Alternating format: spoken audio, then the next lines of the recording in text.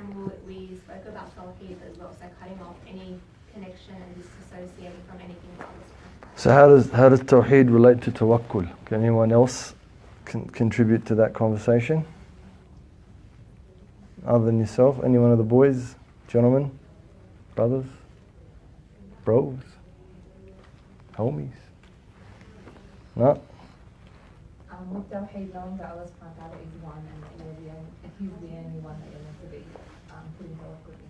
Right, so the quote that Imam Ghazali, or the sharah, the explanation Imam Ghazali gives of La ilaha illallah, wahdahu la sharika la, lahul mulk wa lahul hamd.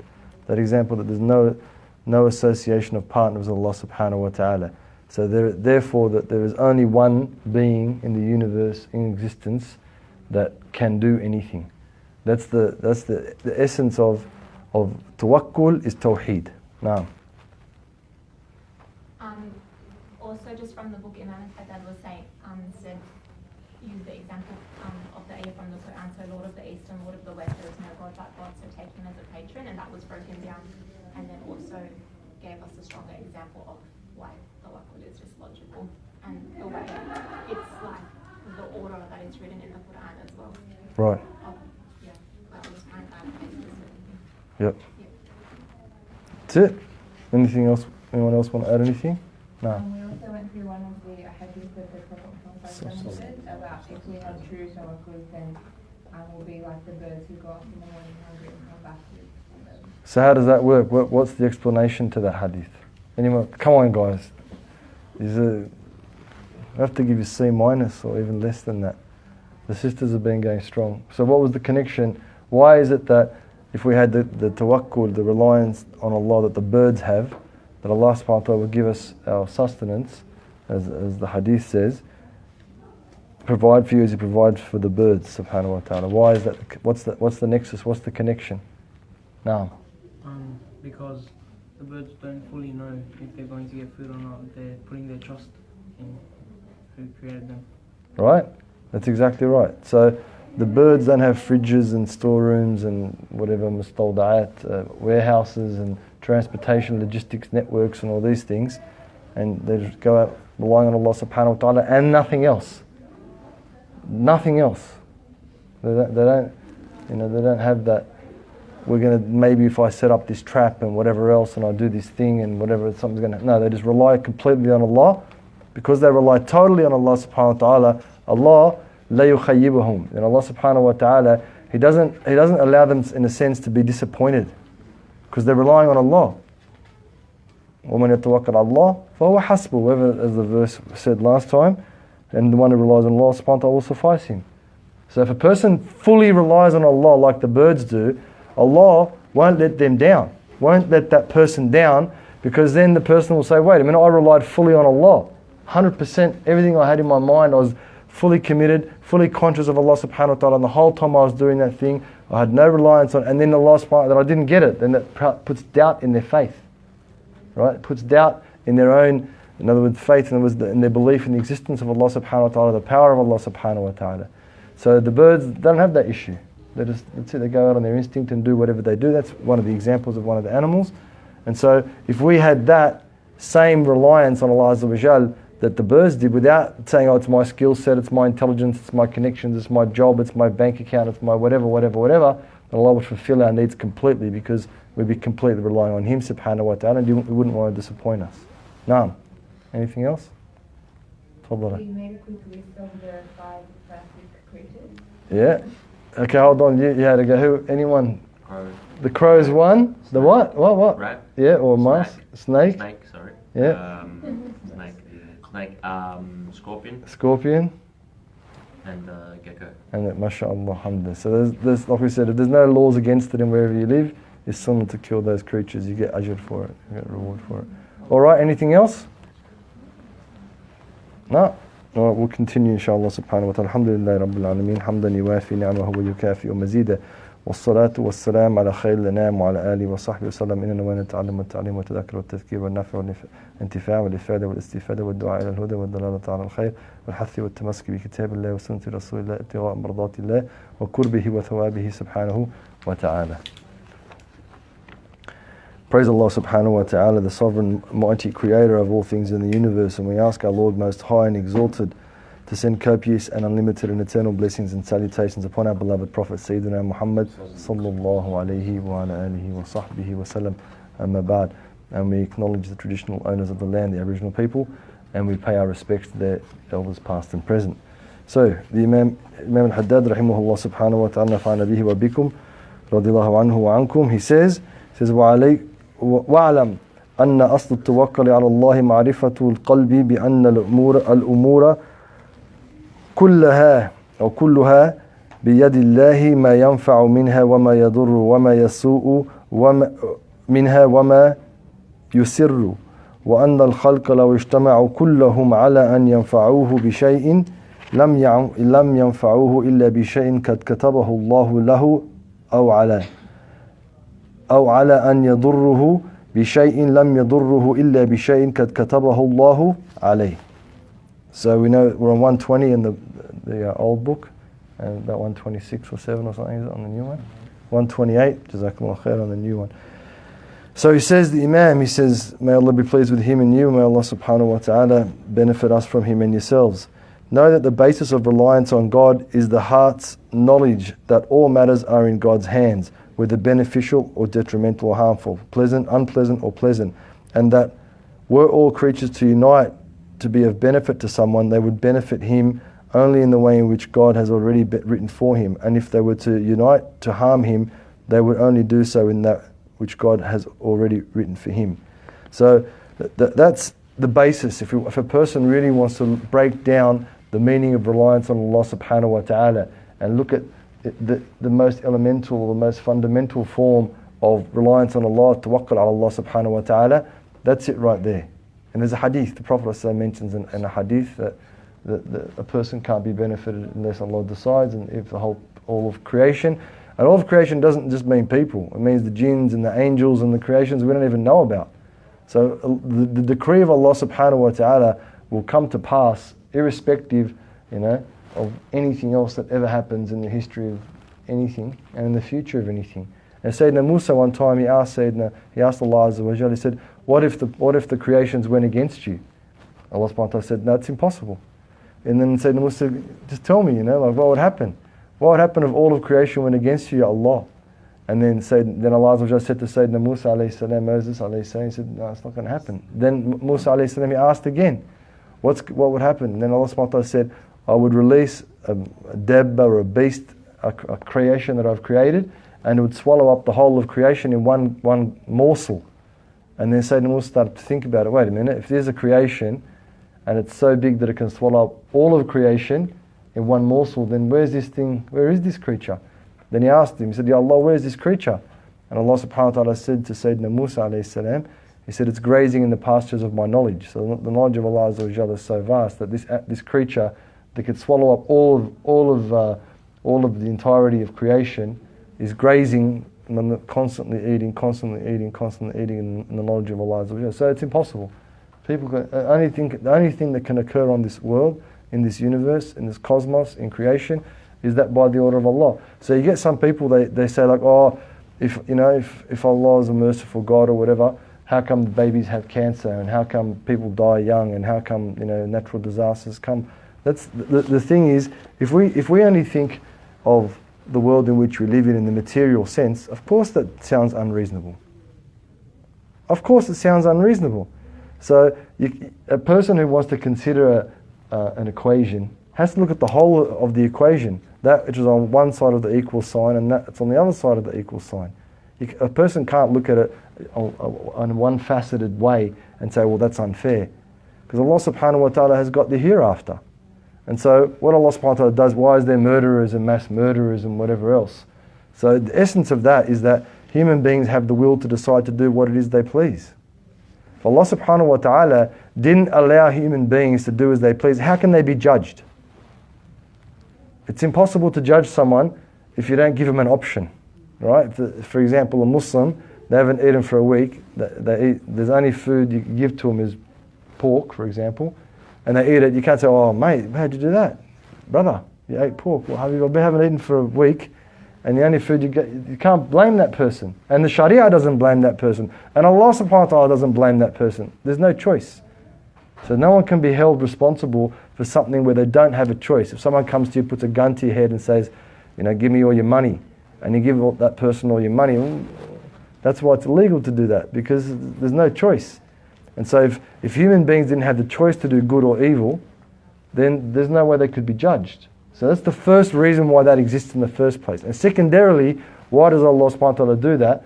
Is that Allah rewards people and gives people different things in the hereafter. So they may die innocent, they may die young, they may be ill, whatever the case might be. But it's the payoff of a short life of the life of this world for the eternal life of the life of hereafter. So that's the reality of Allah subhanahu wa ta'ala's qudra and power and benefit and detriment. And what we may see as a detriment may in reality be a benefit. No. Just going off what you're saying, like as an example, like child sexual abuse. How can you tell someone, like a young child who's experienced that, and like the trauma that they experience afterwards? Like I think it's really hard to kind of reason with that person to say like, oh, it was meant to be, or it's from Allah subhanahu wa ta'ala, or to chat like this is something that. Well, that's looking at it from the other point of view. So the point of view that people talk about is how is it that people do that? So the question is about how we just talk to a child that's been sexually abused and say, oh, that's the order of Allah. So you wouldn't really be saying that if you were to count. You'd say the person who did this to you is an oppressor. They've chosen to do that, and that's what they want to do, and that's what they've done it, and it's wrong, and etc., etc. And then when they, the path to acceptance and the path to change, it's not one, it's many steps. So when they've accepted that part of it, the healing process, it's then you could talk about that it's from Allah when that person's past that point. But from a first point of view, it's unfair to the individual, and really it's unfair to Allah Azza wa Jal to say that, oh, of course it's what Allah, but Allah didn't do that because Allah wants to do it. Allah let that occur or ordered that to be because the person who's the perpetrator of that evil, when Allah Azza wa Jal, that's the decision they decided to take. And again, going back to it, even the evil is a creation of Allah. Like, not that way. Allah subhanahu wa ta'ala's order has to be there for evil to occur. Evil doesn't occur in and of itself. Then Allah subhanahu wa ta'ala wouldn't be the all-powerful. But Allah subhanahu wa ta'ala allows that to happen because that individual wanted to commit that evil, and they're going to be judged on that on the Day of Judgment. So one thing you may say is that person, if you don't know who it is in this life and they can't be prosecuted in this life, then in the next life you'll get whatever, whatever compensation that and that might be a thing, that poor person, that poor child, an innocent person might be, might have a terrible life, but then Allah might reward them in the next life. So that might be a way that you could speak about it, but not directly to say that, Allah, that's the creed of Qadariyah. The Qadariyah, they used to drink and fornicate and do everything and say, oh, it's the order of Allah. But that's not how it works. That's not the reality of it. Good question. All right.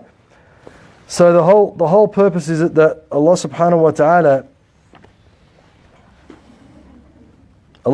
wa ta'ala is the only one that benefits or detriments in this world. So everything good that occurs to us is from Allah, and everything that bad occurs to us is from Allah. But adaban, what we say, adaban ma'allah, out of respect to Allah subhanahu wa ta'ala, we say it's from our own issues. So when something negative that we consider to be negative happens, then what we do is we look at, this is another thing.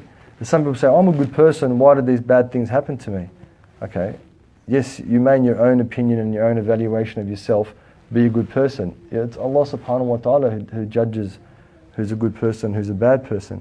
And then if we look at the things that happen to people that we may consider detrimental, is your family turning against you, wanting to kill you, calling you a liar, is that good or bad?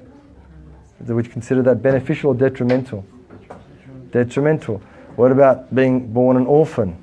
Is that detrimental or beneficial? Right? All these things happen to the Prophet, and the list goes on. All these things happen to the Prophet. He got ostracized and kicked out of his hometown. But Allah subhanahu wa ta'ala does these things. Is the Prophet good or bad? Is it right? The best. Alayhi salatu wassalam. There's no comparison. So if we were to look at our own situation compared to the Prophet of Allah, it wouldn't even be in the scale. It wouldn't even register in the scale. Yet those things happen to the best of creation, the most beloved to Allah Azza wa Jal. So to say that I'm good, why did bad things happen to me? Unfortunately, it's not an acceptable argument, Because the reason why difficult things happen to a person is so Allah Azza wa Jal can elevate that person. So Allah subhanahu wa ta'ala can give that person in this life a greater status, in this life a greater comprehension, in this life a greater consciousness, and in the next life the best of what Allah subhanahu wa ta'ala has. Okay? Are we cool with that? It's a bit of a hard concept, the qadr of Allah subhanahu wa ta'ala, but that's what we're really talking about, the decree of Allah. And so, whether it's beneficial, harmful, pleasant, unpleasant, and then the point being is, if all the creatures were to unite, as we said, and want to give you something, they couldn't do it unless Allah subhanahu wa ta'ala decreed it. So that means they rely on the creatures. Right? They rely on the creation. Rely on the creator. Because reliance upon the creation is what? What would you call it? Shirk. On the creation. Right? You could say it's shirk in a sense. What else would you call it? No? Unreliable? Right? What else? What else would you call it? Stupid. Crazy and stupid. Probably they're the two best words. How are you going to rely on someone that can't do anything for you anyway? It's like you go to someone and say, oh, can you build me a house? No, I can't do it. Well, here's the money. Just build it. Oh, I'm terrible. I can't. There's no way I can build a house. All right, I'm going to knock my house down. You can't build it. I can't do it. I don't know how to build anything. No, don't worry. Just go ahead. I'll get the council approval. That's not very, that's stupid or crazy. So that's the reality. That's the reality. It's not to say that we don't ask people to help us, but we know that Allah subhanahu wa ta'ala is the one who's going to grant that benefit, and Allah subhanahu wa ta'ala is going to allow that thing to occur should He decree that to be the case. It's not the help of the presidents and the prime ministers and the CEOs and the powerful people. It's not that. Or the strong people that lift things or that have cranes and machinery and whatever. It's Allah Azza wa Jal. Okay, and then he says, وَيَشْتَرِطُ لِصِحَّةِ التَّوَكُّلِ أَنْ لا تعصي الله بسببه وأن تجتنب ما نهاك عنه وتفعل ما أمرك به معتمدا في جميع ذلك عليه ومستعينا به ومفوضا إليه. So it is a condition for sound reliance that it does not lead you to disobey Allah subhanahu wa ta'ala, and that you avoid what He has forbidden and perform what He subhanahu wa ta'ala has commanded, relying in all this on Him, seeking only His assistance and committing yourself to Him.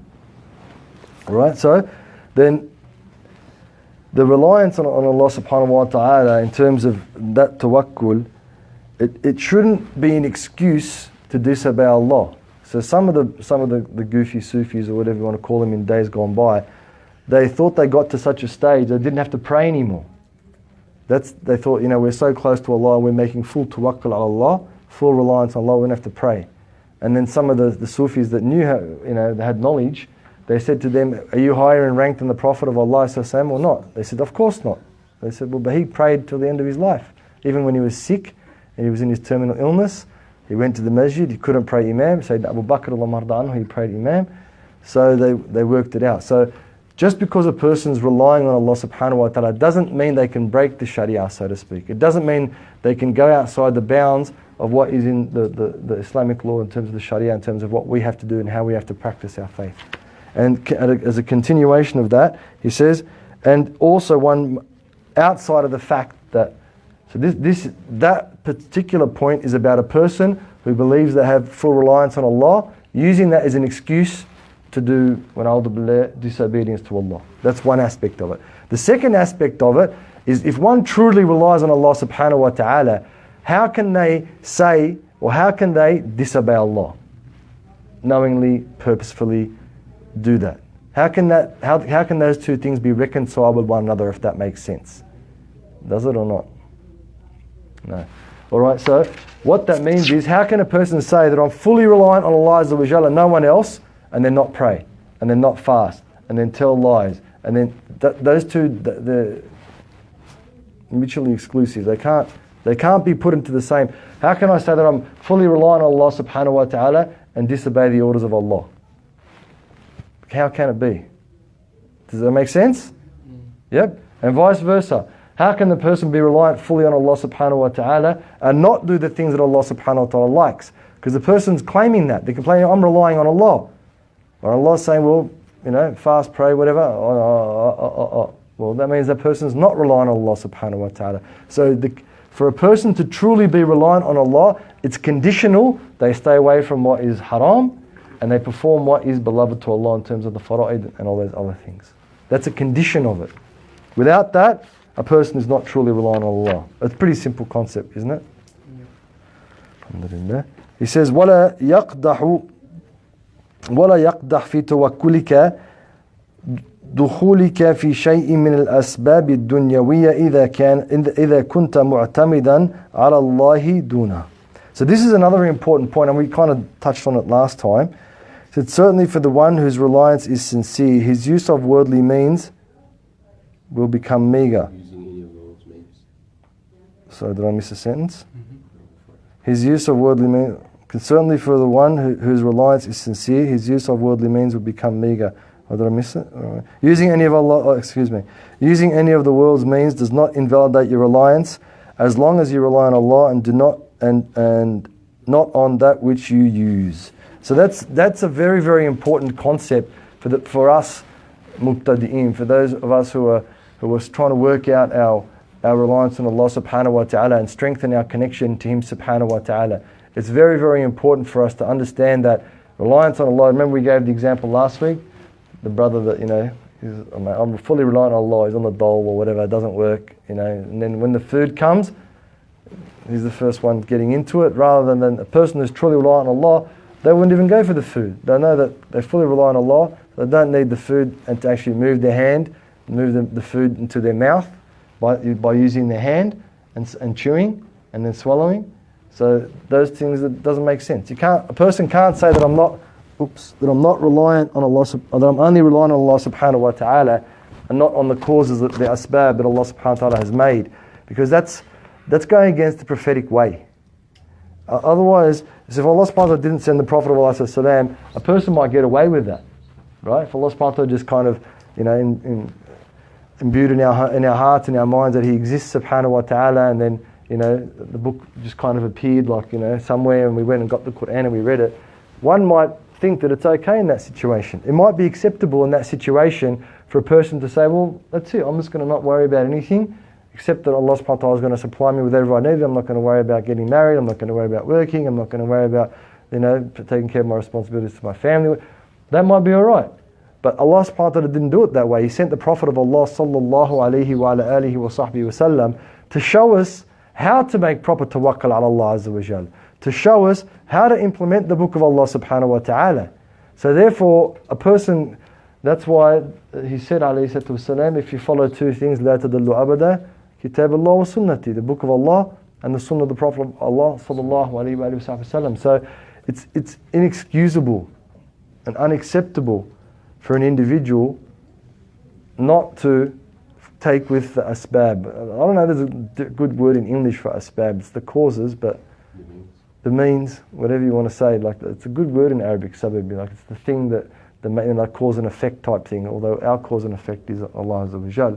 But a person has to work and study and get married and raise children and eat and sleep and dress and all those things that we normally do. And if a person does it with the right intention, in the right kayfiyah, in the right manner, then they get the reward. They're rewarded for the mundane things, and that's one of the beauties of our faith, alhamdulillah rabbil alameen, that Allah subhanahu wa ta'ala rewards us for brushing our teeth if our intention is to follow the sunnah of the Prophet of Allah sallallahu alayhi wa sallam. So it doesn't invalidate one's reliance, as long as while a person's doing it, that Allah's in their heart, in their mind. The dhikr of Allah, as we said last week, someone asked the question, how's that done? It's through all the awrad and all the ad'iyah al-masnuna. There's a dua for brushing teeth, there's a dua for putting one's clothes on, there's a dua for putting one's shoes on, there's a way for doing it. All these things, going into the home, leaving the home, all these different, even getting married, all these things, there's ad'iyah, there's du'as for all these types of things. So if we're practicing that in our lives, that'll keep us conscious of Allah azza wa jal, and it will allow us to keep our reliance on Him, inshaAllah subhanahu wa ta'ala. He says, Naam, man sadaka tawakkalahu or tawakkulahu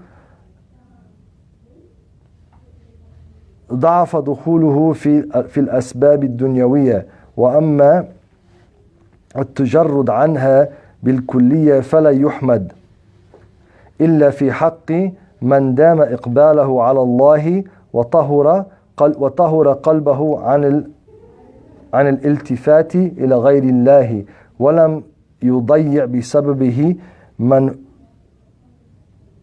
هم عيال عليه من خلق الله. قال رسول الله صلى الله عليه وآله وصحبه وسلم كفى بالمرء إثما أن يضيع من يعول.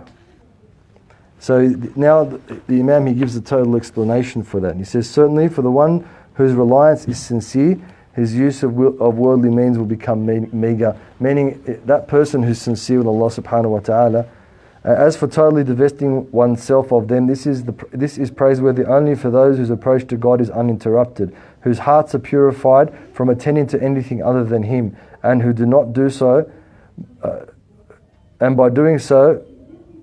who do not by doing so cause those of God's creatures whom they support to be lost. The Prophet ﷺ has said, it is sufficient sin for a man that he should cause those whom he supports to be lost.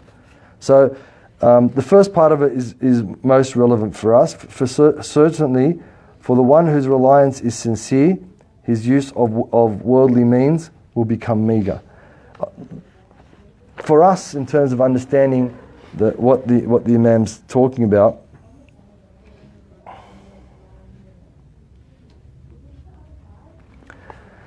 the Imam's talking about al-asbab al-dunyawiyya. They're the worldly means, like whatever, working and dressing and all the different things that go along with our worldly things that we do to try and, having associations and conglomerations and businesses and all these types of things. So what the Imam is saying is that the person who's true in their reliance in Allah subhanahu wa ta'ala, their own connection, so to speak, and their own entering into these things lessens. They become less attached to the worldly means and more attached to the prophetic means. Because it's the prophetic means, in essence, that is what we're actually trying to get into our lives. That's what we're trying to bring into our lives so that we have that connection with Allah subhanahu wa ta'ala. So, for example, some modern type, whatever you want to call them, liberal, whatever, Muslims, one time one of the sheikhs was giving a talk about entering the house with the left foot and leaving with entering the house with the right foot and leaving with the left foot, entering the bathroom with the left foot. And then one of these guys just gave a whole lecture about how stupid is this, how pointless is this, people are on the moon, and we're worried about this thing. So the reality is that just because we're on the moon doesn't mean we forget the sunnah of the Prophet of Allah alayhi salam. And just because we implement the sunnah of the Prophet of Allah alayhi salam, it doesn't mean we forget about going to the moon, so to speak. Because the Prophet of Allah alayhi salam, when he did things, like when he was trying to arm the Muslim armies, he got swords from India and shields from and spears from Africa, and he got the best of what was available at the time to make sure that they had the capacity to do what job they had to do to please Allah subhanahu wa ta'ala. And so the person who truly relies on Allah subhanahu wa ta'ala, like Maulana Yunus Palampuri that we spoke about last week, whose mum taught him to make 2 rakat before he ate any food, and then that day she got delayed, and then when he came home she asked him, "Did you eat?" He said, "Yes." She said, "How?" He said, "I prayed the 2 rakat." So he still wanted to eat. Yeah? Just to get the example nice and clear. He still wanted to eat. He was still hungry. But he didn't go around the cupboard and pick out the bread. You with me? They're the asbab al-dunyawiyya. And get the peanut butter that's out now. Everyone's allergic to it. Nutella, is that what it is? All right, Nutella and cook up whatever else. And he didn't do that. That's someone who's closer to the asbab al-dunyawiyya. In other words, the worldly causes. And there's nothing wrong with that. But because his tawakkul was on Allah subhanahu wa ta'ala, he took with the causes an-nabawiyya, the prophetic causes, which is what? In that scenario? Right, praying the 2 rakat and salat al-haja, in other words, the need that a person has. So, for our purposes to understand, it's a sentence that for us we don't want to get lost just about that sense. So, what it means is that if when you go to work in the morning, okay, you're going to work, but you're not reliant on that job, right? The niyyah isn't to go. The intention isn't to go to earn money. The intention, that may be one of the intentions, but the main intention of going to work would be something like what? Give me an example. To help the ummah. Right? To help the ummah. To do da'wah for Allah. Okay, let's feed the family, certainly. Right? The essence of it is rid Allah. For Allah subhanahu wa ta'ala be pleased with us. Right? Imatat al-adha min al-tariq. To remove something that's harmful in the way. To help an old person. To guide a person that's lost on the way. Those niyat. So the person is still doing what they have to do. But their connection is with Allah subhanahu wa ta'ala. And they're not counting at the end of the week or whenever it is, in the month or fortnight, that the money comes into their account. That's not what their reliance on. Their reliance is that, maybe on the way, I don't know, it's going to rain gold or something like that. Whatever Allah subhanahu wa ta'ala decides, wherever Allah subhanahu wa ta'ala yarzuquhu min haythu la yahtasib, that Allah subhanahu wa ta'ala is going to give that person sustenance from a place they don't know whence it came from. They don't know where it is. So that's the reliance.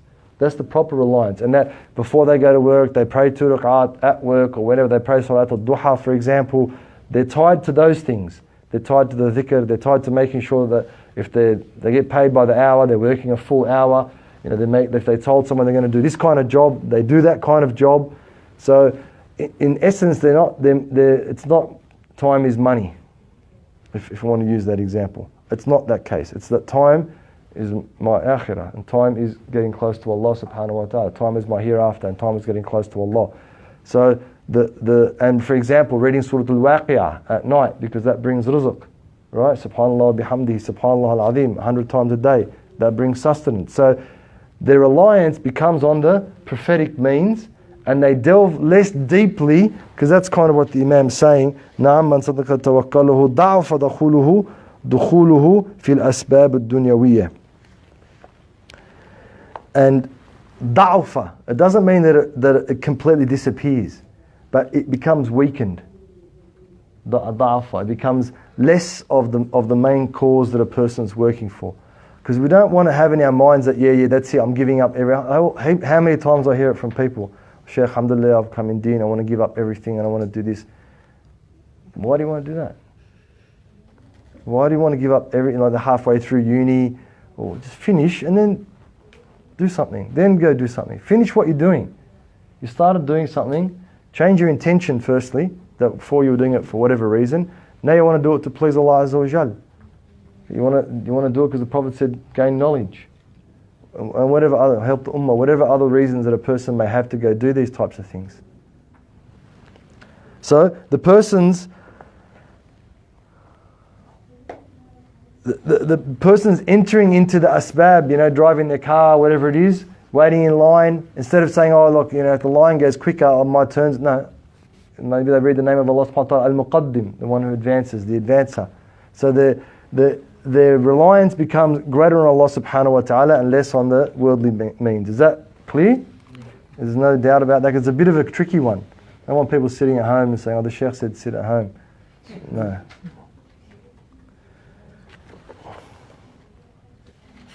And then this is like, Imam doesn't really go too deeply into these types of things, but he does today, so we'll try and consider it on its face. As for totally divesting oneself of them, this is praiseworthy only for those whose approach to God is uninterrupted. Those whose hearts are purified from attending to anything other than Him, and who do not by doing so cause those of God's creatures whom they support to be lost. So this is a super high maqam, like this is for the super high status, and it's for the very, very, very specific individuals, awliya of Allah subhanahu wa ta'ala, that Allah subhanahu wa ta'ala has selected to roam the land, so to speak. Right? They maybe have zero possessions whatsoever. Nothing. Like al-Khidr, for example, abdan min ibadina. And we always refer to him because today is Friday and it's in the Qur'an, so no one can refute it. So most of us, inshallah, would have either read it or listened to it, the verse of Surah Al-Kahf, the chapter of Kahf. Okay, so it's in there for a reason. So that these people that are out there, when they're disputing wilayah, or disputing that there's walis and people that are close to Allah, they can read it for themselves. And hopefully their hearts will be changed. So they accept these people as the people of Allah. So al-Haddad, he just travels around, doesn't have a home, doesn't have any of these things. He's just reliant fully on Allah subhanahu wa ta'ala, that Allah subhanahu wa ta'ala will sustain him and keep him safe and all the things that a person needs. And Ibrahim ibn al-Adham, he was one of these guys. He's sleeping in the leaves and whatever, you know. And these people, they get their sustenance from Allah subhanahu wa ta'ala from where we don't know where it came from. They don't know, but they have that level. And inshallah we can get to that, but that's not saying that we should be doing unless Allah subhanahu wa ta'ala opens that thing for us and He opens the gate and things become easy. And sometimes it might happen to you, you know, when something you like or you want comes to you and you don't even think it's going to happen, and then say, Ya Allah increase me, alhamdulillah, Allah increase me in that good thing. So I don't want to harp on it too much. Is anyone confused or have an issue with that? Or would like to delve into it a bit more? It's for certain people, and inshallah we might become of them. Other than that, I wouldn't really worry about it too much for our purposes. The most important part is this next part. He says, and who do not by doing so cause those of God's creatures whom they support to be lost. And like maybe that lost meaning that there's no one there for them. Okay, so the Prophet of Allah used to see a guy in the masjid all the time. And then he'd say to him, how are you in the masjid? Don't you work? Don't you have a family? He goes, yeah, my brother supports me. My brother pays for me and looks after my family. And he goes, well, your brother's better than you. Then another man was in the masjid of the Prophet of Allah, Sahabi, and the Prophet shook his hands, and his hands were very, very coarse. And the Prophet said, why are your hands so coarse? He said, because I work, I'm a manual labourer. And the Prophet kissed his hands. So Allah loves those hands because, loves the hands that work in that way. And the scholar said that's because He's not asking people, and neither is his family out there begging, asking people to give him finances or give him money or whatever the case might be. He's using whatever Allah subhanahu wa ta'ala has given him to support his family. And that's one of the jihad fi sabilillah, is to support one's family.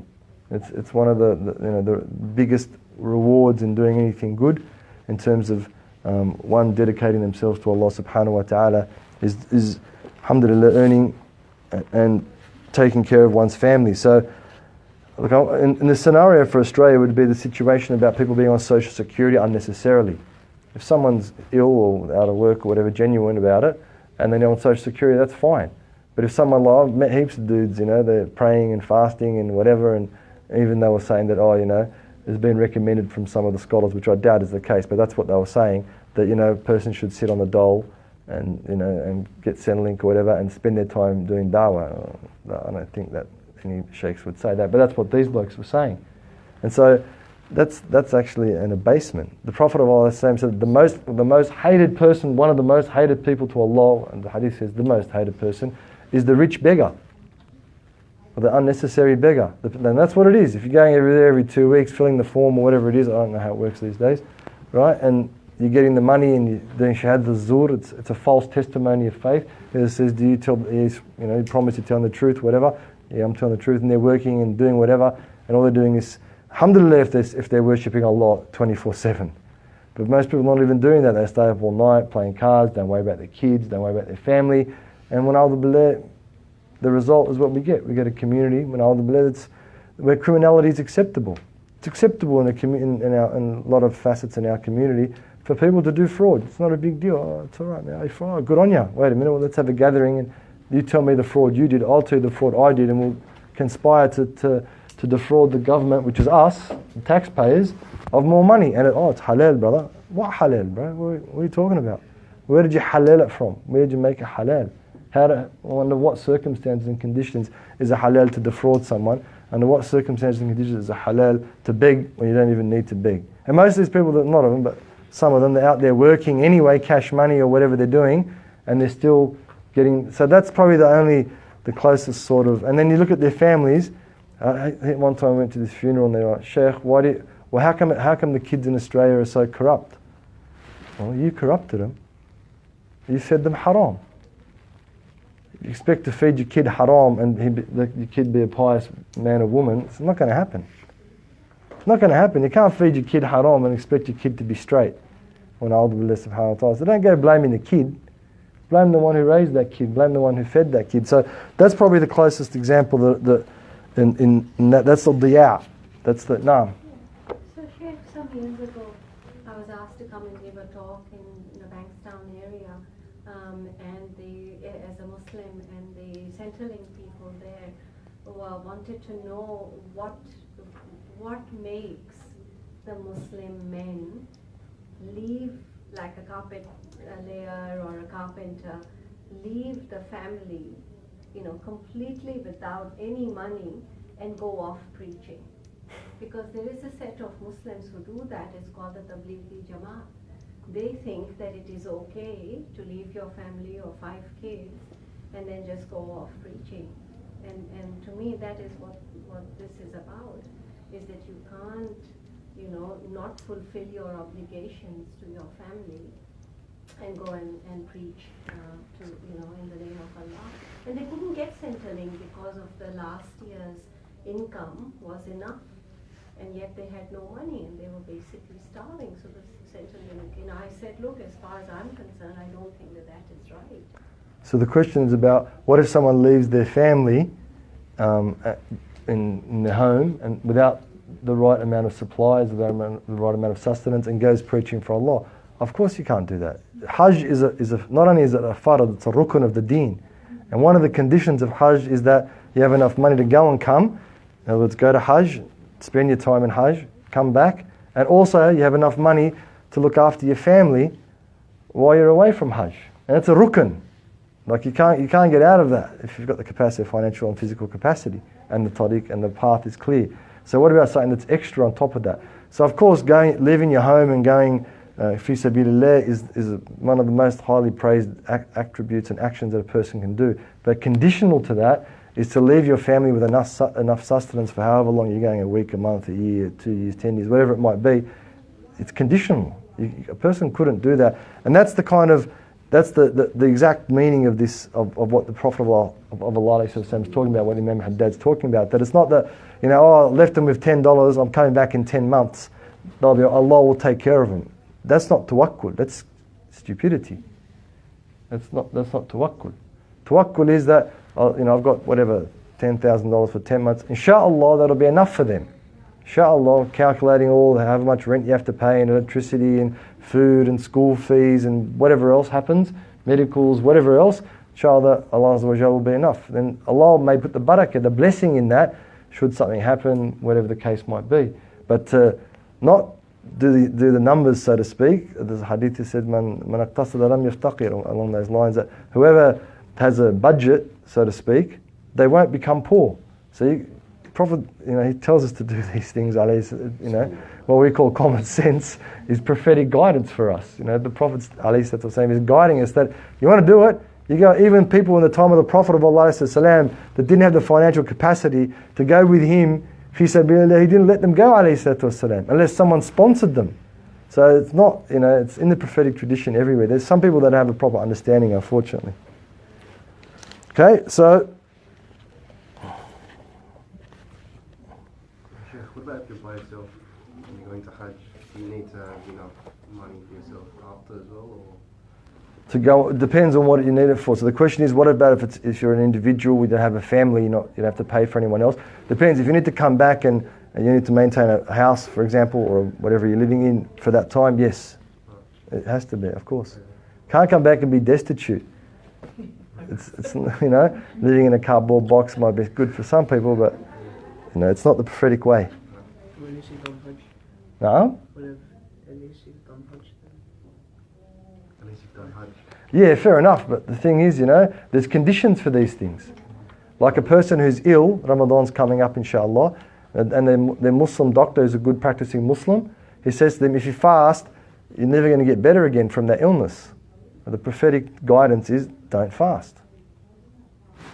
Because Allah doesn't want us to damage ourselves and hurt ourselves and put ourselves in a situation where we're going to be sick for the rest of our lives. So a person fasts for that 1 year and the rest of their life they're living in misery, so to speak. They can't do other types of worship that Allah subhanahu wa ta'ala wants them to do. So we don't just go and do things off whims and fancies. We, alhamdulillah, husn tadabbur, that we plan things properly and we take with tawakkul ala Allah. Alright, so that'll do inshallah azza wa jal for today.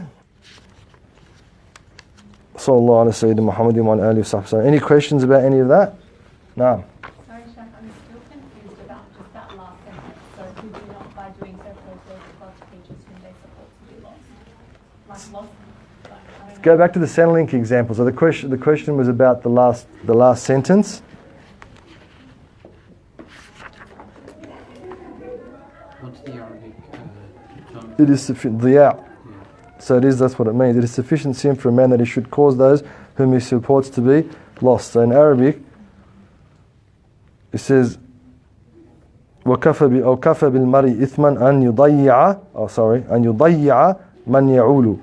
So, in other words, they don't know where they're going, where they're coming, what's happening to them. There's no security, there's no safety, there's no sustenance. What are they going to end up doing? So is that like, so if you do have tawakkul, you don't end up like that? Exactly right. Okay. So the person who has tawakkul shouldn't put them. In other words, take with the asbab in that sense. In other words, like we said, if you rent whatever, you need $1,000 a month to support your family, and you want to go somewhere, you have to leave $1,000 a month behind if you want to go. A holiday, dawah, whatever, hajj, learning Qur'an, learning deen, whatever it might be, learning a trade, whatever it might be. Otherwise, it's haram for you to do it, because what's going to happen? What's going to happen to the family? They're going to get lost, right? In whatever context that loss might be. Financially, there's going to be no guidance for them. They're going to have less reliance. They're not going to trust their father, if that is the case anymore. They say, this guy's a bum, no offense, he's useless, whatever. There's going to be internal problems between the husband and the wife. Probably the wife's going to get upset, talk about the husband to the kids or their father. Who knows what issues are going to occur if a person doesn't take care of their responsibilities. And even if we look at that in a deeper context, it says كَفَى بِالْمَرْءِ إِثْمًا أَنْ يُضَيِّعَ مَنْ يَعُولُ. Even could be in terms of tarbiyah, in terms of how a person rears their children. People don't care. People just raise their kids and let them go. Like in the old days, that was all right. 100 years ago, in Lebanon, in Pakistan, in India, and in the Muslim areas, whatever, if you had 30 kids, which is pretty rare, but you had 10, 15 kids, which wasn't rare, hey, it's no big deal, because your neighbour's going to look after them. There was an environment that would protect them. An environment that if they were going to steal, someone would give them a slap and say, hey, what are you doing? Or grab them and say, you're a Muslim, your father's this, your mother's that, you're from a good family. There was an environment that protected them. There was an environment that didn't allow them to get lost, because it was a righteous environment. It was a righteous community. But when today, inside your own home, right, without you even paying attention, your kids are on the internet or whatever they're doing, they get corrupted without even having to leave the home. So that's the thing that we have to consider about in terms of, you want to have kids, alhamdulillah, it's great. Like, some cultures, they have 1 or 2 kids and they pay attention to those kids. They try and do their best to raise them in the right way. Not have as many, because in Arabs it's a sign of pride, and how many kids you have? 15. Oh, must be a real man, he's got 15 kids or whatever. So it's not the case of how many children, it's the case of the quality of those children. What type of children did you raise? What type of children do you have? And the diya' could be associated with all those things. That a person gets lost and loses their family in any way, shape or form. But the reference that Imam Haddad's using about financial. The person leaves them. Or even in that same sense, I have kids, tawakkalt ala Allah, that's it, Allah will raise them, don't worry, they'll be fine. Right? It's the same sort of a connotation, really. No. Is it true that God will question you if you're a parent? How did you give the right amount of love and the attention to your children? So the question is it the case that Allah Azza wa Jal will question the parent about how they reared their child? So on the Day of Judgment, the parent will come to complain. There's a hadith. The parent will come to Allah Azza wa Jal to complain about their child, like happens in this world. Right? Especially the Desis are the worst. They do it in front of their kids. See, your cousin is so much better than you. Be like that cousin. So the parent will come to complain to Allah Azza wa Jal. Look at my child, they did this. Allah Azza wa Jal say, no worries. Allah Azza wa Jal put the child on the side and get the parent to take their account. Did you choose a good mother or father for that parent? Did you teach that parent? Did you give the child a good name? And did you teach that child about life, about the deen, about our way of life? If they didn't, how can they complain? And unfortunately, that's what you see. I don't want to give you guys a license to go and be, troublemakers, but you see that. The dad's disinterested, the mum's, no offense, dad's off doing his own thing. And it's the phone, this thing, subhanAllah, like that thing is killing us unnecessarily. Right? Status, isn't that what it's called? Status. Like, think about it. Status. That's the last disassociation from the world. Right? Isn't that what one of the worst things is? Status. What's the whole thing called? What's my status? Isn't that what it is? Right. Exactly what it is. It's just making ourselves feel good about ourselves. It's not about social. It's not about being social. It's totally not about being social. It's as people call it, anti-social media. It's about me. My status is awesome. My status is grand. Whatever it is. So, if the parent doesn't give the child the right amount of attention, that's what kids... What's the most valuable gift you can give your kid? Right? Time. Especially in this society, kids don't care, like, everyone's got everything. They don't want for anything. So the most valuable, and you got to teach your kids that, and whoever, right, that, your dad spent some time with you. Time's the most valuable thing, son or daughter. Time. Mum just gave you some time. Time's the most valuable thing. If we don't teach our kids that, what kind of kids are we going to raise? And then the other thing is, what kind of an example are we to our kids? So everyone wants their child not to lie, but they're liars themselves. They want their child to dress appropriately. They don't dress appropriately themselves. They want their child not to smoke, and they smoke. They want their child not to waste time on TV or whatever. They're just doing that all the time. They want their child not to be attached to gadgets, and you see them at the park. No one's playing with the kid, and the dad's just sitting there. Oh, yeah, nice one, mate. Like, I know it's funny, but that's what goes on. So, as they say, kids do what you do, not what you say. So, for us in society, we have to make time for our children. We have to make time for our children. If we don't make time for our children, the result, it's going to be worse than what we think. Why do you think these guys are joining gangs? They want attention. They want to belong.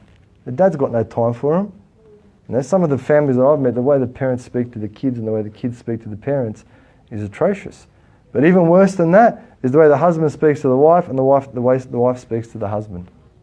That's even how are they going to learn how to have relationships with other human beings if their parents can't get along, if their parents can't be decent and respectable and have good etiquettes between each other? How's that going to happen?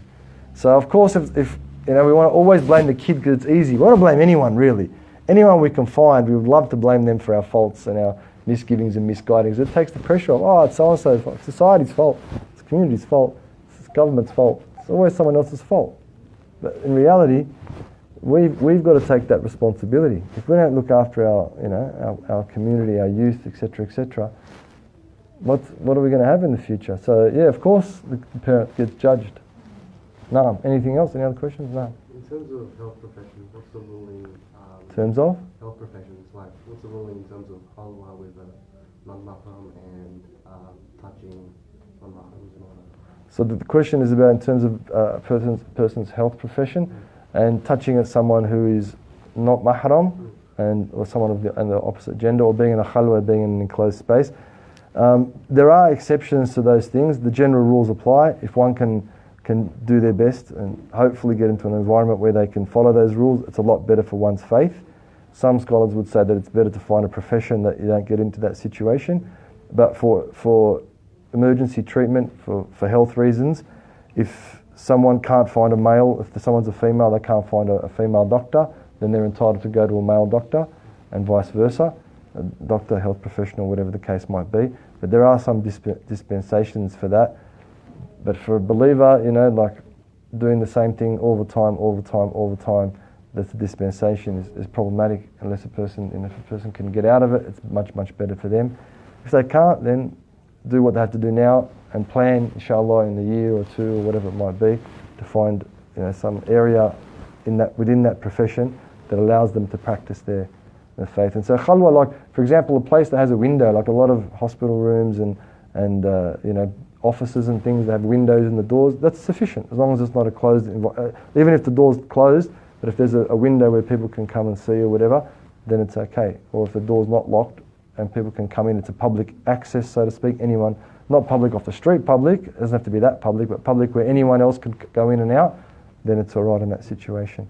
So nighttime wouldn't apply there. Nighttime wouldn't really apply there, would it? Nighttime? Yeah. What do you mean? Like, because the window's dark, so Well, no, if it can't be seen, it's a different scenario. Like, it's got to be that it can be clearly seen, yeah, visible from... Like, it's a lot harder for us to do halal in a society in which we live in.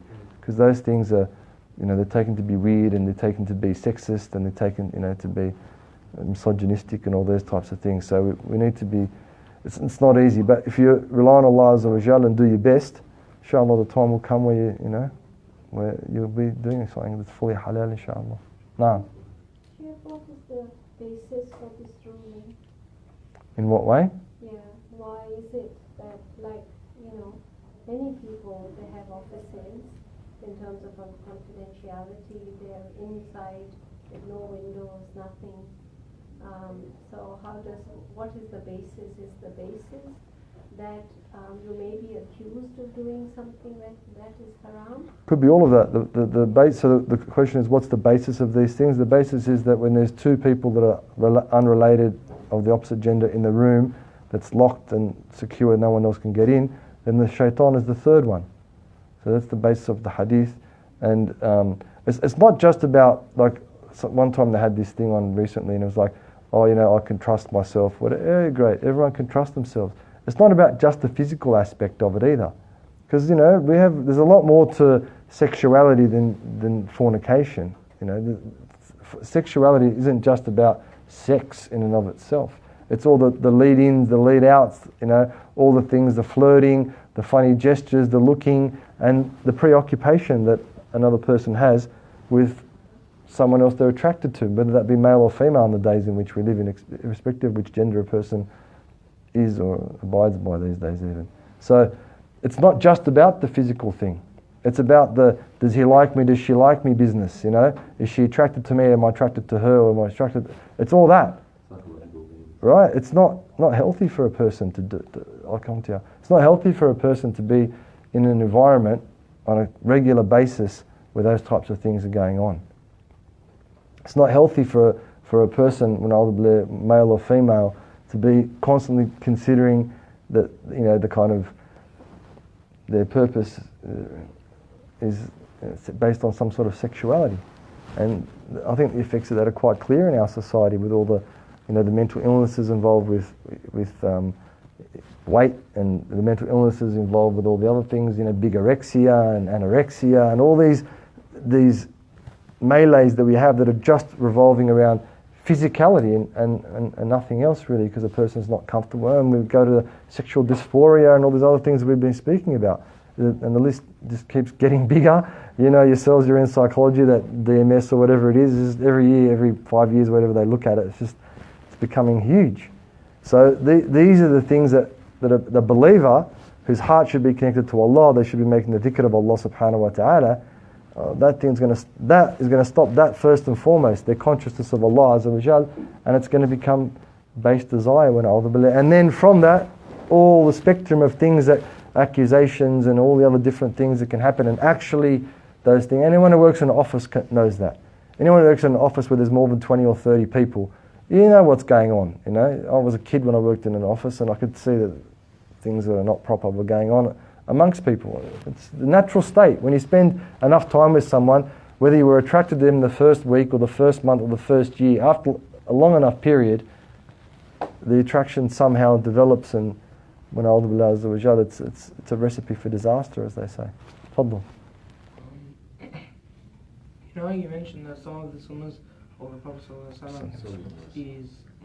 is taken as like a sexist kind of thing these days. Like, for example, shaking a hand, or like a different, or like the opposite sex. Yeah. If it's going to create more issues, isn't it better we should just leave it? So the question is, some of the sunnahs and some of the practices of Muslims are considered to be sexist and misogynistic.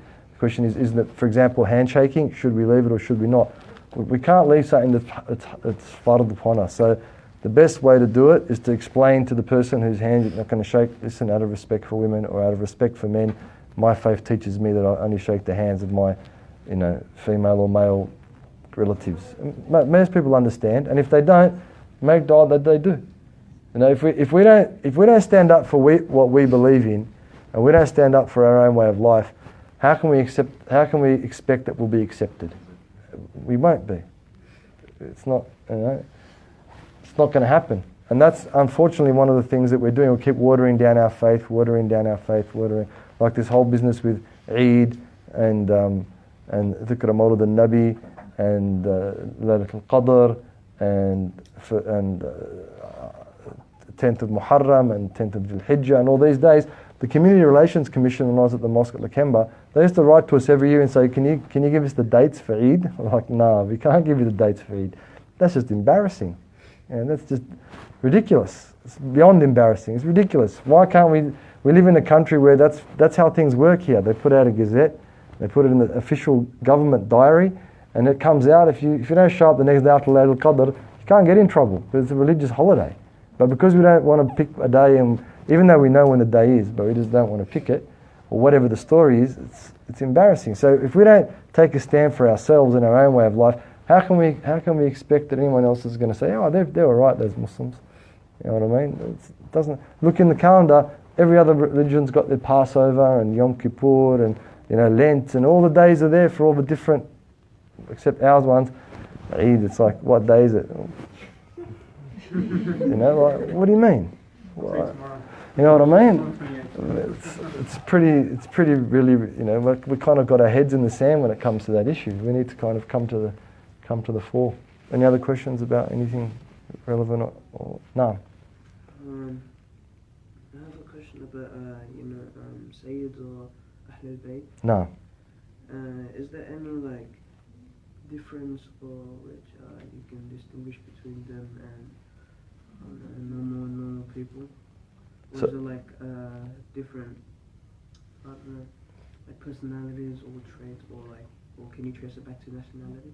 Okay, so the question is about who's a Sayyid and who's not a Sayyid. Is that the question? Yeah, I guess. Who's related to the Prophet of Allah Sallallahu. So the only way that a person can say they're related to the Prophet of Allah Sallallahu is to have the family tree.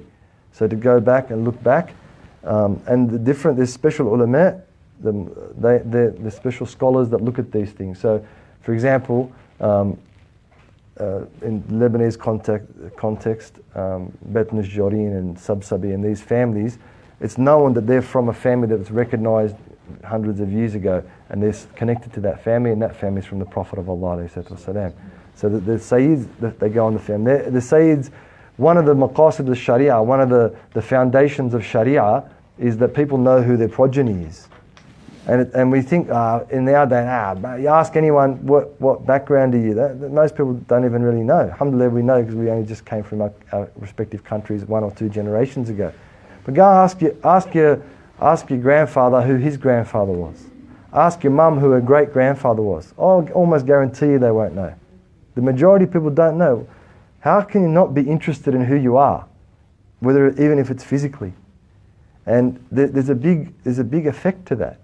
Right? When I first went to Tarim, when I went to Yemen, I heard that everyone, I didn't know that beforehand, but I heard that they're all from Ahlul Bayt, they're all from descendants of the Prophet of Allah. So I told you the story. I saw this little kid, he's about 8 or 9. I go, what's your name? And he's like, Muhammad. I go, what's your dad's name? He's like, Ahmed. I go, what's your grandfather's name? He's like, Mustafa. And then he knew, he's just rolling his eyes, and he's going, I'm the son of so-and-so, the son of so-and-so, the son of so-and-so. He's rolling his eyes when he's doing it. He's not even concentrating. The son of so-and-so, the son of Sayyidina Ali, the son of the Prophet of Allah. And subhanAllah, Allah subhanahu wa ta'ala gave me that bit. How can this kid be led astray? Right? Who can play with this guy's mind? This guy knows who he is. That's it. He might hear and he might not. And then the other statistic is 81% of people in jail have no father figure. 0 father figure, 81%. So even if my dad was a crook, and my grandfather was a crook, and my great-grandfather was a crook, and my great-great-grand, going all the way back to the biggest crook, at least I know who I am. At least I know who I am. At least I know that that's where my background comes from, and then I can make a choice. But if I've got no idea where I am or who I come from or what I'm just a toy.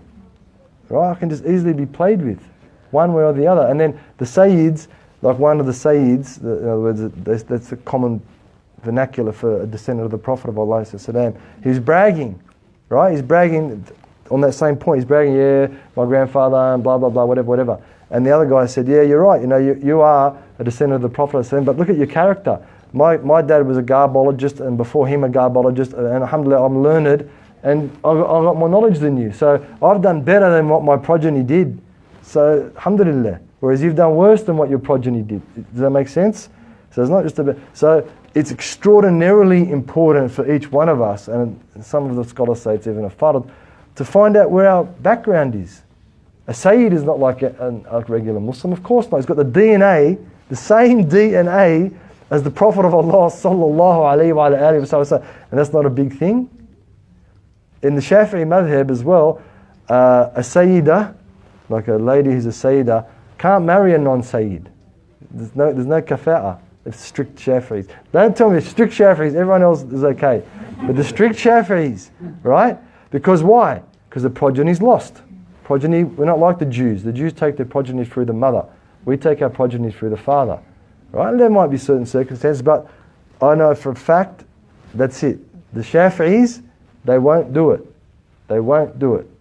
Okay, so others are a bit different, and they say that in other madhahib, that if a man is married to a Sayyidah, if she walks in the room, he has to stand up. Not because of her, because of Rasulullah sallallahu alaihi wasallam. If she goes to get her shoes, she shouldn't touch her shoes. You should get her shoes and put her shoes down for her. Right? She shouldn't be doing any menial labor, because why? Ikraman lin Nabi Muhammad sallallahu alaihi wasallam. Just out of reverence for the Prophet of Allah alayhi wasallam, and that she has the same blood as the Prophet. So I don't know if you want to do it, man. Like it's hard enough as it is. So even if we say Sayyid is the progeny from the Prophet, there would still be people right now that are sort of astray, that are not the most of the prophetic nature, That's possible, isn't it? So the question was, are there people who are Sayyids that are astray? Of course. They're not ma'sumin. Well, that's not what I'm trying to say. If that's how it came across, that's not what I meant. What I mean is someone who knows who they are. It's like they know who they are. You can't mess with people like that. If they want to go astray, they don't want to follow, that's up to them. But if you know who you are, where you're from, and what you're about, that's a big step forward you've got. You've got an advantage over, a lot of people. And it doesn't mean, and there's a hadith, everyone says, the Prophet ﷺ, if you follow the book of Allah and my sunnah, you'll never be lost after me. There's another hadith that says, if you follow the book of Allah, wa itrati, and that's even more sahih than that, wa itrati, meaning his progeny, you'll never go astray after me. So it's not a small thing, but we don't like it because what if I'm not a Sayyid? And no, man, who's better than me? I'm me. So it's hard on the nafs for us. But the people of Tarim and Yemen where I studied, there was al-Khatib, al-Faqih, these big families, huge scholarly families. When the Ba'alawis came, in other words, when the Sayyids came, they said to me, you guys are Sayyids and he's a learned, you just do whatever you want. All right, we'll follow you. Because that's what the Prophet said. If they're righteous, not if they're deadbeats when I was there, if they're righteous. And then the Sayyids like, okay, well, you guys are good at this, and they kept on doing the fiqh. And then Allamat al-Dunya is my favorite of all of them. Muhammad bin Alawi bin Faqih, he's Allamat al-Dunya, he's not even a Sayyid, I think actually he is. So anyway, they kept on doing the al-Khatib and al-Faqih, they kept on doing the fiqh stuff, and they used to do the khutbahs. So the adab in Tarim was that even if the Sayyid came, the khutbah was for the al-Khatib, for the family of Khatib, because they were the khutbah, they used to do the khutbah. So if the Sayyid was there, even one time Habib Umar, we saw him, he came to the khutbah and looked down and he saw Shaykh Umar al-Khatib. He just went like that, Shaykh Umar al-Khatib, without any preparation, just did this best khutbah you ever want to hear in your whole entire life. They're made for it. That's it. Allah's chosen them to do these things. So it doesn't mean anyone's better than anyone. لا فرق بين عربي ولا عجمي إلا بتقوى الله. There's no difference between an Arab and a non-Arab except in the taqwa of Allah Azza wa Jal. But this is just respect for the Prophet of Allah. It's like, no offense, if the shoe of the Prophet of Allah came here in the room, I'll be the first one to kiss it. And if I could take it and keep it with me 24/7, I would. If I could put it on my head, I'd do that. If I could put it in my pillow, Muhammad, I would. If I could, rip it apart and keep a part of it anywhere, I would. I would never let go of it. I would never sell it for anything. If I had to give up everything that I ever owned to keep it, I would. It wouldn't bother me. It's not a thing. So what about someone who's the flesh and blood of the Prophet of Allah alayhi salatu wasalam. No. To follow up to his question, is there specific regions where the Prophet's descendants didn't go to? Look, the thing is, if a Sayyid marries a woman, whoever she is, her children will all be Sayyids. So I've seen myself Chinese Sayyids, black African Sayyids, Indian Sayyids, all types. They're all types. They're all spread out through all different, and even we met one brother. He was white, and they were saying he's a Sayyid, but he couldn't trace his heritage. But they were saying there's certain traits that these guys they look for, certain body features about the feet and things like that. It's a whole science. It's a whole science in and of itself about who's what and who's not what. So it could be anyone, as long as someone, the father's a Sayyid, then they're a Sayyid, inshallah ta'ala. And there's a hukum that goes with that. Sorry, they can't take zakat or sadaqah. So you can't give your zakat money to a Sayyid, and the Sayyid can't accept it. Nor sadaqah, has to be a gift. Because why? The Prophet of Allah is not allowed to take sadaqah, and is not allowed to take zakat. No. You want to bounce and then come back? To follow up on your rebut on his question, don't you have to have like written evidence or a family tree, or I don't know, there has to be like proof, like I don't know how to say, like over I don't know 80% evidence, true evidence that you're a Sayyid.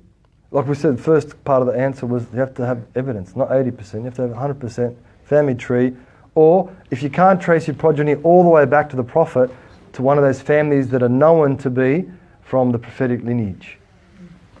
No. Do Sayyids get... Is this like a personal battle? Like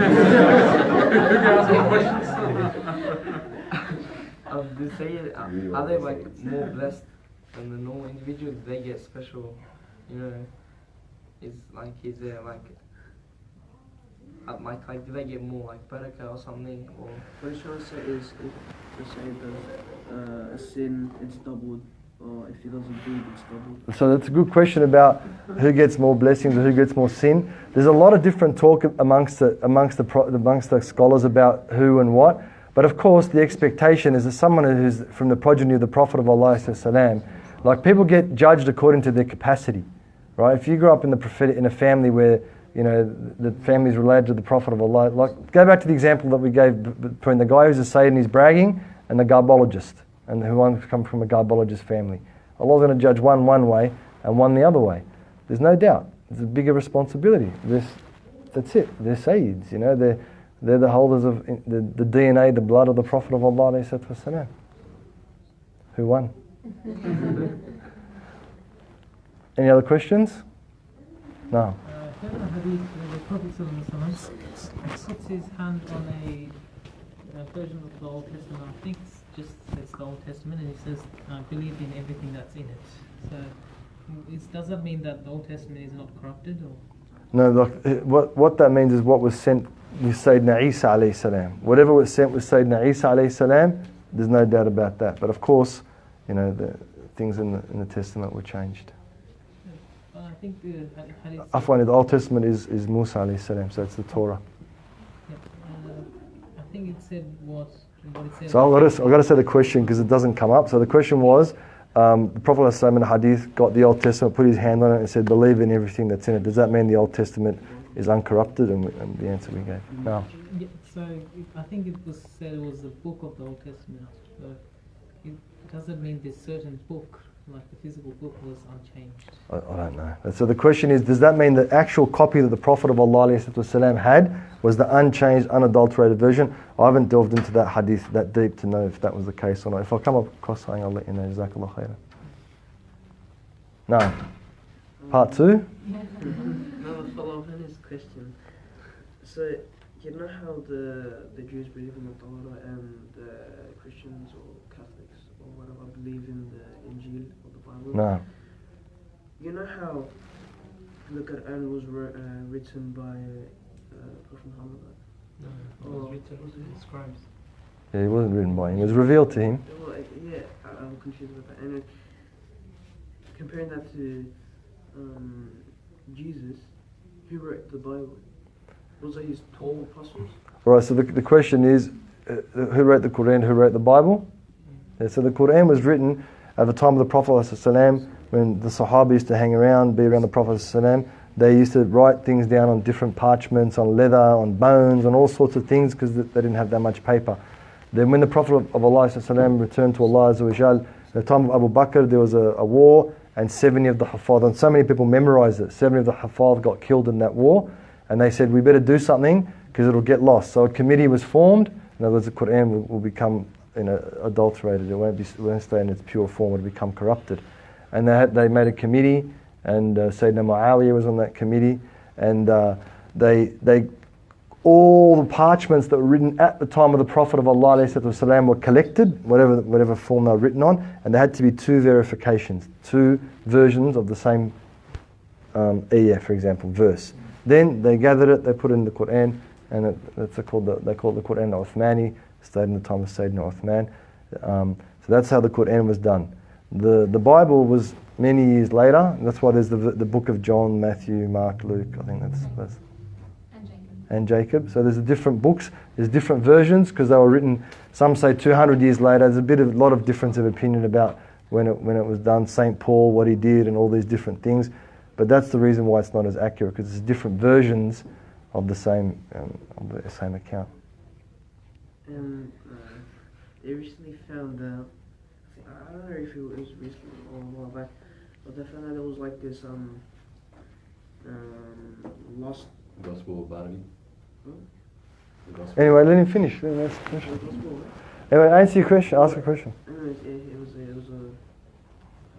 Was it a Quran or a Bible? It's a Bible. Right. And then it was the closest compared to the Quran, and it was like very, very accurate to whatever the Quran was. And I just wanted some clarification on it.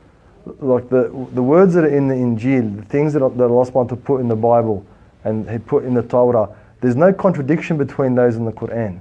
There's no contradiction. The message sent, because in the time of Musa alayhi salam, the Muslims would have said, Ashhadu an la ilaha illallah wa ashhadu anna Musa Rasulullah. At the time of Jesus, they would have said, Ashhadu an la ilaha illallah, ashhadu anna Isa Rasulullah. And the Quran says, La nufariqu baynahum ahada. So there's no difference, we don't divide and differentiate between the prophets, because they all came with the message of Allah. But what happened was people got a hold of it, politics, corrupt people, mistakes, whatever you want to say happened, and you can say whatever, and then things became changed, sometimes unwittingly, sometimes purposefully, over time. No. Yeah, you know how you said that the Bible was written like hundreds of years later, Yeah. Were they like basically writing, like, you know how there's a Sunnah of Muhammad? Were they like writing what they saw of like Jesus done, or did Allah like physically like send down like the same way? Okay. So the question is, was the Bible revealed to the people who scribed it, like the Qur'an was revealed to the Prophet Muhammad alayhi salam? So there's a bit of a difference. That's why I went through how it happened in the Qur'an. The Qur'an was at the time of the Prophet, sometimes at revelation when the Prophet said it, the Sahabi were writing it down.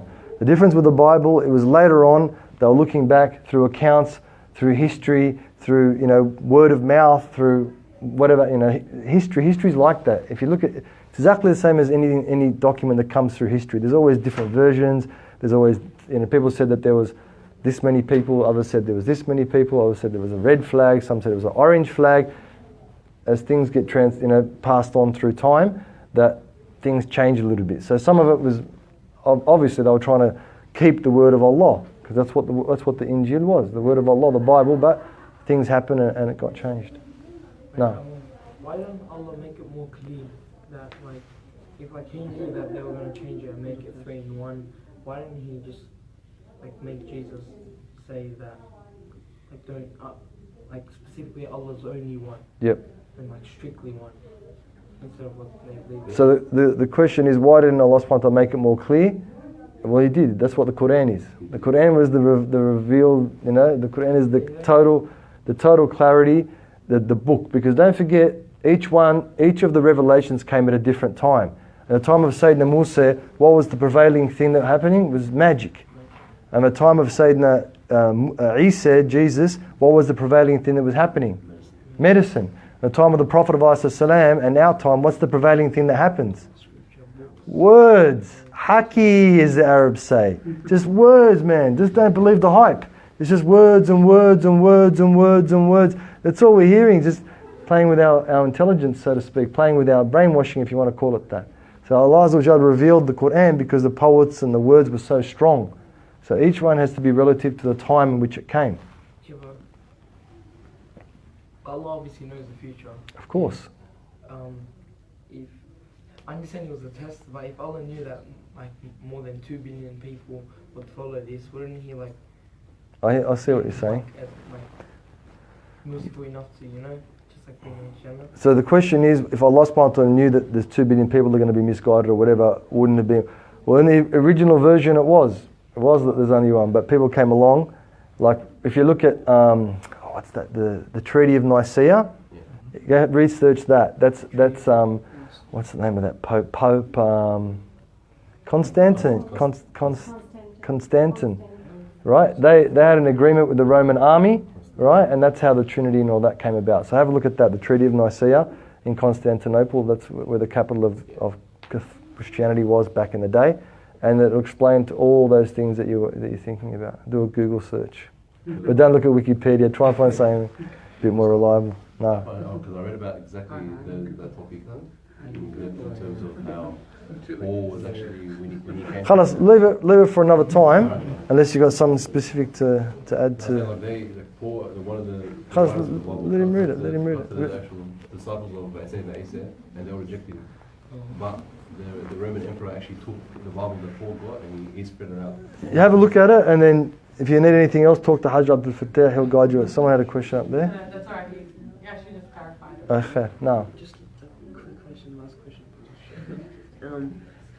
So, you know how the Bible was written in Hebrew? Aramaic. So, the way they referred to God was YH, Yahweh. Yahweh. Yeah. What I'm confused about, you know how Yahweh, and then they translated it into English, or not translate, like try to make it similar, and then change it to Jehovah, and then Jehovah was one of the sons of. No, that's what they called. Well, it was just a nickname. Anyway, what's the question? So, how did they get Yahweh? Well, what was it from? Because the Quran is Allah, and then where did they get Yahweh from? Yahweh, they say Yahuwah. That's what they say that it was. But look, don't worry about those things, because like Matthew, Mark, Luke, and John, they're just anglicized names for people that weren't named that. You with me? So that's the kind of as time develops. Because if the guy's name was like, whatever, Ahmed or Mustafa, they can't relate to those. They can't relate to something that's or some Chinese name. You know what I mean? As an example, or Greek or whatever it is. They can't. The people reading the Bible can't relate to that. The English, whatever, the Anglos, whatever you want to call them. It's hard for them to relate to those people. So the question was about Yahweh and why and where it came from and how the names develop over time. So that's how history is. Right? History gets changed. Like it started off in Aramaic and then went to Hebrew, then went to Greek and Latin, and then finally into English. So that's another one of the reasons that it's less of a reliable text, because of the different translations. Things get lost in translation. If you read anything in Arabic, if anyone wants to go, you're free to go. If you read anything in Arabic that's from the Deen, it's bang right on the money. You read it in English, you need to sit in a class and have someone explain it to you, because just doesn't hit the spot, right? Doesn't hit where it. I was testing that, and I just like had a sentence, and I translate into Arabic and a few other languages, and when you translate back to the original language, it's entirely different. That's right. That's right. Like nothing. Like yeah, that's right. So that's why the Qur'an is in Arabic, Arabi Mubin, to protect it, to keep it as it is, unadulterated and unchanged and pure. Any other questions? Naam.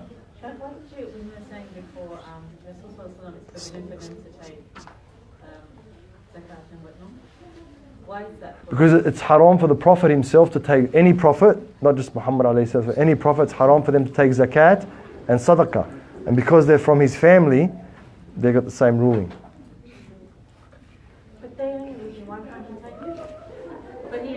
everything. He's like the Malik of everything. So what kind of Allah is the Malik of everything. No, you can't take it because it belongs to those who are less fortunate. That's one of the signs of prophethood. Yaqbalu al-Hadiyah, that he accepts gifts, but he doesn't take the sadaqah, he doesn't take the charity. That's one of the signs of prophecy. That's one of the adillah, one of the evidences, you might say, of is a person a prophet or not, is that. That's always been the case for every prophet ever to come, not just Muhammad alayhi salatu wassalam. Okay, Naam? All done? Alhamdulillah Rabbil Alameen, wassalatu wassalamu ala khayri al-anam, ya arhamar rahimin, alhamdulillah rahmatika al-wasi', Allah has to forgive us and forgive our sins, elevate our status and accept us, ya Allah, increase us in knowledge and understanding, and practice and increase us in tawakkul and reliance upon you. Forgive us and forgive our mothers and our fathers and our forefathers, and elevate the status of our mashaykh, and grant all those who allowed us to have this gathering, grant them, Ya Arhamar Rahimin, your mercy, your infinite mercy, Allah, and elevate them and increase them. Wa sallallahu ala Sayyidina Muhammad wa alihi wa sallam, khayrin wa lutfin wa afiyah, wa hadrat al-Nabi bis-sirr al-Fatiha.